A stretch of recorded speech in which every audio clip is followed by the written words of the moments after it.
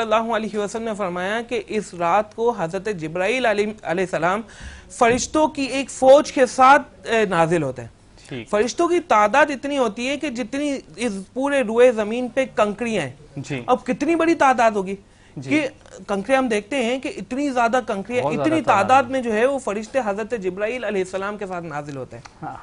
हजरत जिब्राईल अलैहिस्सलाम के हाथ में सब्ज झंडा होता है जिसे आप खाने काबा के ऊपर लगा देते हैं। क्या कहना है? हजरत जिब्राईल अलैहिस्सलाम के 100 बाजू हैं जिनमें से 2 बाजू फकत इस रात को खुलते हैं। अच्छा। और आप फरिश्तों को ये हुक्म देते हैं कि इस रात में आप देखें कि जो अल्लाह ताला की बारगाह में इबादत में मशगूल है, अल्लाह ताला के जिक्र में मशगूल है, आप उसे मुसाफहा करें। फरिश्ते उस शख्स से मुसाफहा करें। क्या कहने हैं? फरिश्ते मुसाफहा करेंगे। और फिर हजरत जिब्राईल अलैहिस्सलाम ने बयान उनको हुक्म दिया कि जो शख्स अल्लाह ताला से दुआ में मशगूल हो उनकी दुआओं पर आमीन कहें।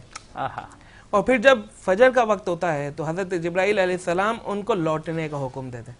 वो फरिश्ते हजरत जिब्राईल अमीन अलैहिस्सलाम से ये सवाल करते हैं कि इस रात को उम्मत मुहम्मदी पर अल्लाह ताला ने क्या करम फरमाया जी।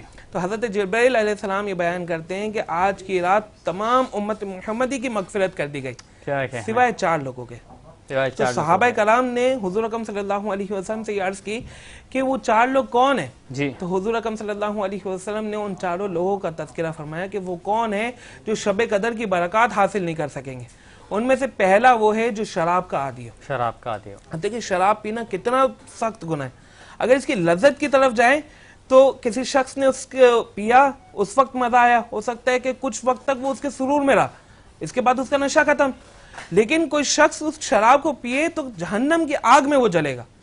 और फिर कितना बड़ी वईद है कि शब कदर वो पाने के बाद अगरचे वो इबादत भी कर ले, लेकिन वो शब कदर की बरकत हासिल नहीं कर सकता। अच्छा। शब कदर जो 1000 महीनों से अफजल है, अगर इसको कैलकुलेट करें तो ये 83 साल और 4 महीने बनते हैं। और ये तो उस शख्स के लिए है कि जिसने एक मर्तबा पाई और उसने इबादत करके गुजार ली, उसको बरकत हासिल हो गई, तो उसको 83 साल 4 महीने की इबादत से ज्यादा सवाब मिलेगा। 83 साल 4 महीने नहीं, उससे ज्यादा इबादत का सवाब मिलेगा। अगर किसी शख्स ने 10 मरतबा शब कदर को पा लिया और उसकी बरकत हासिल कर ली, जरा कैलकुलेट करें, उसको मल्टीप्लाई करें 10 से, 830 साल बनते हैं। क्या किसी शख्स ने 20 मरतबा शब कदर को पाया, उसकी बरकत हासिल कर ली, मल्टीप्लाई करें 20 से, 1660 साल बनते हैं। क्या अब देखिए कितनी हमारी उम्र है, 40, 45, 50, 60 साल। लेकिन अगर उसमें से 20 मरतबा शब कदर को पाया और उसकी बरकत हासिल कर ली तो 1660 साल की इबादत से ज्यादा सवाब मिलेगा। क्या कहना है? दूसरा शख्स जो जिक्र फरमाया कि जिसको जो है वो शब कदर की बरकत हासिल नहीं होगी, वो वालिदैन का नाफरमान है।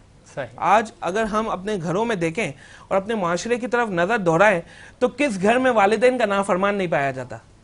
वालिदैन जो के कहते हैं कि अगर दुआ लेनी हो तो वालिदैन के कदमों में बैठ जाए, मां जिसके कदमों में जन्नत है।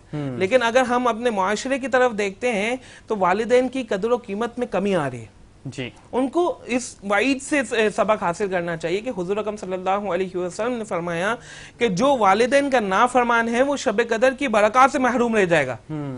तीसरा जो शख्स जिक्र फरमाया जो कते ताल्लुकी करता है, यानी अपने रिश्तेदारों से जो है वो कते रहमी करता है, कते ताल्लुकी कर देता है उनसे। और किस वजह से कि जहां पे शरीयत ने उसको इजाजत भी नहीं दी। कुछ ऐसी सूरतें हैं, इस्तिस्नाई सूरतें हैं कि जहां पे शरीयत कहती है कि उनसे सोशल बाइकआउट किया जाए। इनके अलावा अगर कोई शख्स कते रहमी करता है, किस वजह से कि मुझे दावत नहीं दी, उनके घर पे दावत हुई, मुझे दावत नहीं दी, मुझे लिफाफा जो है वो मेरे घर पे आके नहीं दिया। अच्छा। इस तरीके से मैं उनके अगर किसी इवेंट में गया तो मुझे इज्जत नहीं दी, आगे वाली सीट पे नहीं बिठाया। अच्छा। इस तरीके से मुझे सलाम सही तरीके से नहीं दिया, एक गर्म जोशी के साथ सलाम नहीं किया। ऐसी खोखली सी बातें होती हैं कि जो फकत अपनी अना पर मबनी होती हैं, क्या उसकी वजह से बंदा रिश्तेदारों से ताल्लुक खत्म कर देता है। तो उसको भी इस रिवायत से सबक हासिल करना चाहिए कि जो कते रहमी करता है वो शब कदर की बरकत से महरूम है। और चौथा जो जिक्र फरमाया वो है कीना और बुग़्ज़, एक दूसरे की अदावत रखते हुए एक दूसरे से ताल्लुक तोड़ देना।